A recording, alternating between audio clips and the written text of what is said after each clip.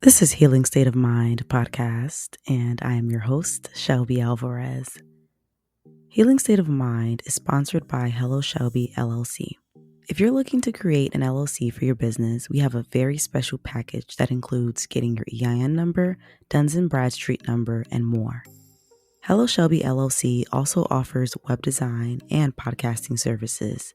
So if you're wanting to start your own podcast, visit helloshelbyalvarez.com. Today we have a special guest, Cesil Miranda. He was born in Honduras until he moved to the United States at the age of 5.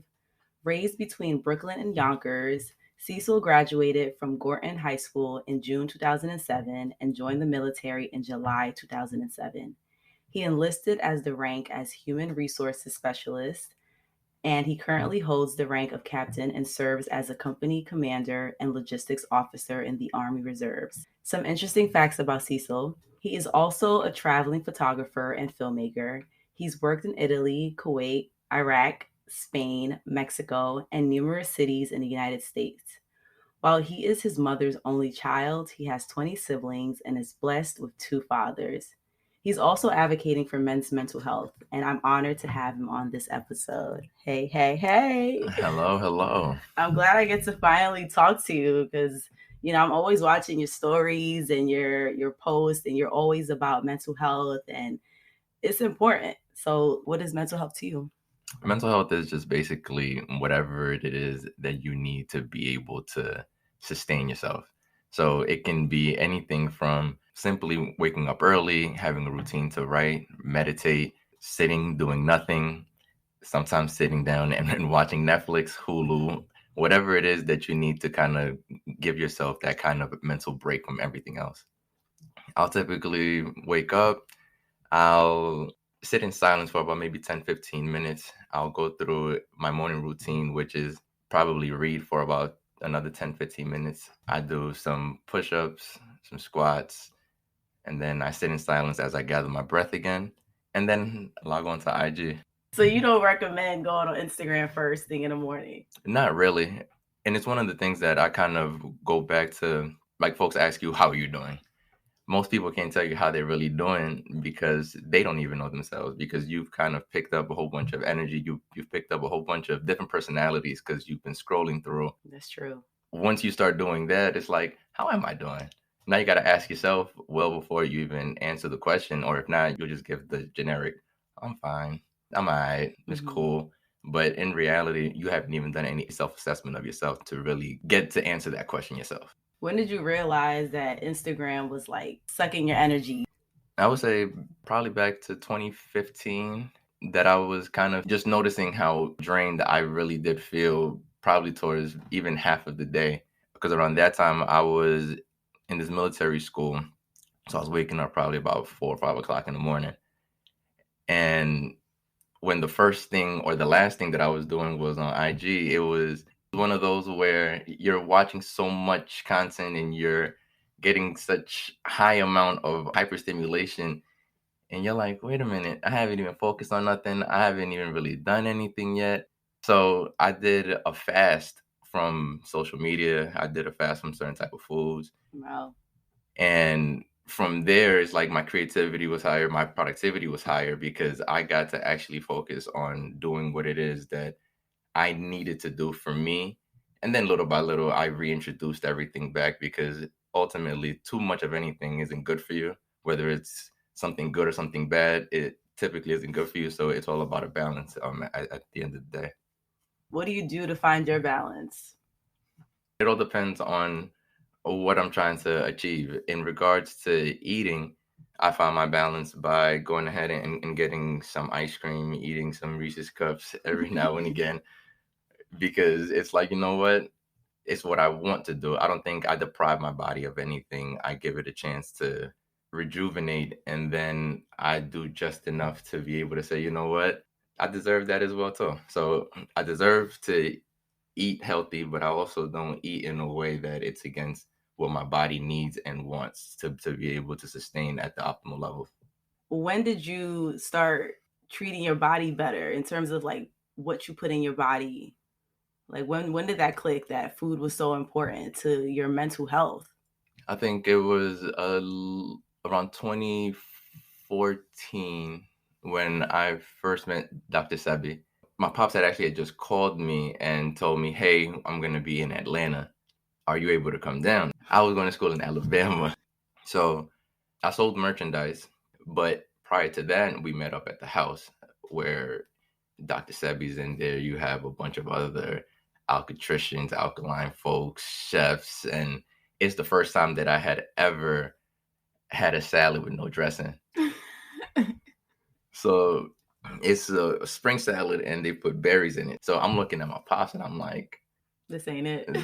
This ain't about the people we're about to be eating. So me and him are in the back room together and he's like, yeah, I know. It was like that when I first got it myself. He said the key is that for every scoop of salad or every bite of salad, you take a berry.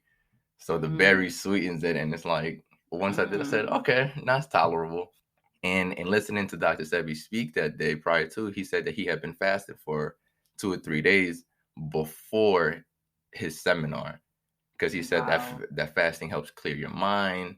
It kind of settles your mood. It keeps you at a neutral way of being because you're not too anxious. And you're also not, in essence, overly excited. So from there, it took me a little bit before I really started to play around with fasting, but it planted a seed for me to be able to say, okay, I think I'm going to take that on or carry that through. So what was your first meal that you made?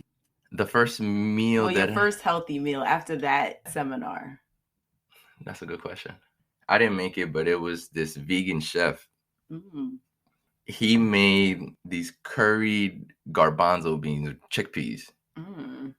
When I tell you that was the best thing I've ever tasted in my life, it was that along with... Better than baleadas?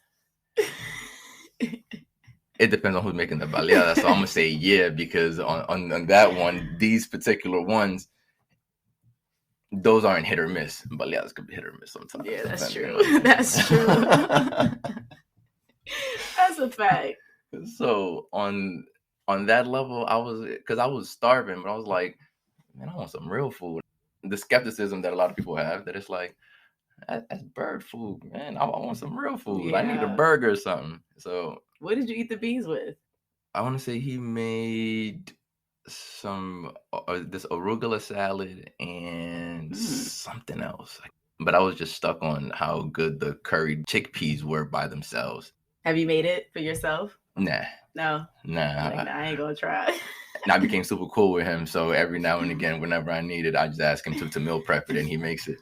That's dope. Shout out to the Connects. You gotta name him too. Shout out to Atum Dre, Alkaline, the Alcatrician. More of this episode after this short break. What were your experiences like in the military? I think that I've been blessed from day one in regards to always having the right people there. Like my first 5 years in the military, I had amazing leadership. I don't think that that's the rule. I think that that's the exception, because most of the people that you hear, they do their first 4 years and they get out and they don't want nothing to do with the military at all. Like I was blessed to have female leadership my first 5 years. And that's always great, because, we winning out here. I mean, this is 1000% true. And from my standpoint, where I'm predominantly raised by my mom, I respect female leadership well before I respect male leadership anyway. Nice. So I hear PTSD is extremely common in the military, yet it seems like the help and the tools aren't really there. It's as if time is served fighting for a country that doesn't fight for you. What are your thoughts on that? I think there's a lot of truth in it from my standpoint. I just think that a lot of programs and organizations and things put in place are reactionary or reactive. So you're never really going to bring about the change that you need to bring. Whenever your standpoint is, we're just doing this for status quo, to say that we helped such and such after the fact. When you have the opportunity to put systems in place to be able to say, hey, let's go ahead and readjust our work days. Let's readjust our workloads. so that we can prevent folks from getting there. Let's make it mandatory for folks to have to do a certain amount of sessions or be able to have these outlets available on a regular Tuesday when nothing has happened, when nobody is quote unquote going through anything, because you got to remember that life is happening to everybody at the same time. Right. So to say that you're attentive to everybody all at once, every single time, every single day is going to be a lie. So I think that the military ultimately, it doesn't prioritize that. It just acts like it does. So, we come from the Garifuna community, and the conversation about mental health is pretty much non-existent. Do you feel like a lot of us suffer from mental illness, but we don't know it? Absolutely. I think that we all do. And because it's still so taboo that we don't need therapy, we don't need to find any kind of outlet. You should be able to be comfortable talking to your parents and talking to your friends, and those usually are the people that we need therapy from. Like we need to escape from. Like we need to be able to. So real. Like we need to be able to get outside of that environment to understand where they're coming from. Like I tell my mom in a whole lot of stances where me and her are speaking, I understand where she's coming from with a lot of stuff because I left the house early, or I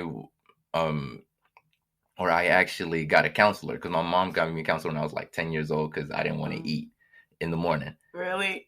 And mind you, this was on the weekend. So me waking up at 7 o'clock in the morning or 8 o'clock in the morning, watching my cartoons, I didn't wake her up. I didn't say, Mom, I'm hungry, Mom.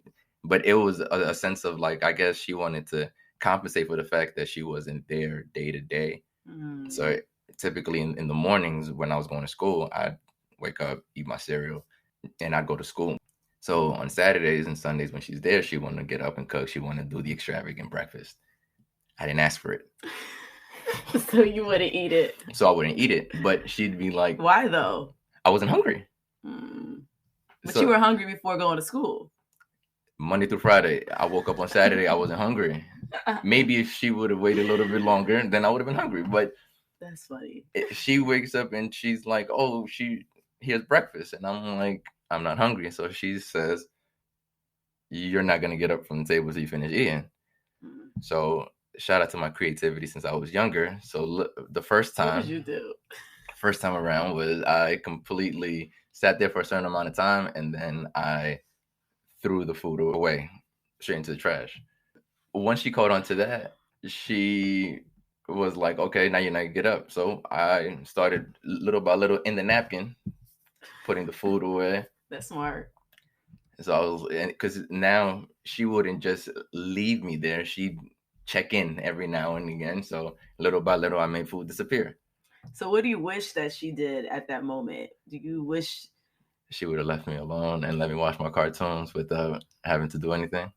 So just eat whenever you feel like, not even being forced to eat. And ultimately, I flushed the food down the toilet. I threw the food out the window till finally she was like, you know what?